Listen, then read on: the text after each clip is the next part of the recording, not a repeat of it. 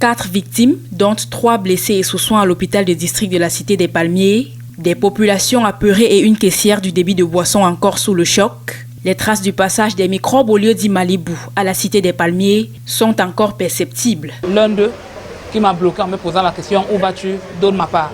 Voilà comment il me pose la machette au niveau du cou. J'ai soulevé les mains, il m'a mis à genoux, j'ai soulevé les mains. Ils se sont servis au comptoir aux environs de 300 à 400 000. Ils ont tout pris. Ils ont pris les téléphones des clients et l'argent et les portefeuilles. Ils sont partis avec. Bon, ils ont blessé aussi les gens parce que j'ai ma collègue qui a été blessée au bras. On a cassé la bouteille sur elle.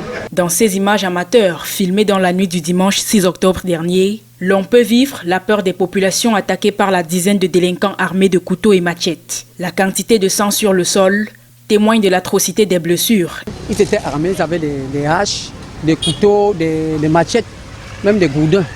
Ils étaient nombreux. Quand ils arrivent ici, nous aussi on prend fuite. Ils entrent dans le bar du voisin. C'est là où ils ont cambriolé, ils ont pris l'argent, les bijoux, portables, tout. Après ils sont montés maintenant, ils ont continué vers la mosquée. Arrivés donc là, avant la mosquée, ils ont tamponné un papa là. Il voulait donc prendre son téléphone. Il n'a pas voulu céder. Donc couper le bras. Ils ont continué. Arrivé maintenant au carrefour de la mosquée, c'est là où c'était le théâtre.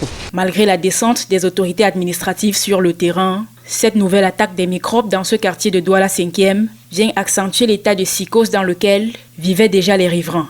Aux environs de 22 heures, ils sont arrivés. Nous, on était déjà fermés parce que ce n'est pas la première fois. On a l'habitude d'avoir ce phénomène. On a même déjà la psychose de ce phénomène qui est déjà très grandissant. Et ça fait peur. En tant qu'habitant de Douala, c'est quand même un peu compliqué. Imaginez-vous, vous êtes en train de travailler comme ça et puis ils entrent de nulle part, ils vous pointent les armes blanches sur vous. Vous allez coopérer.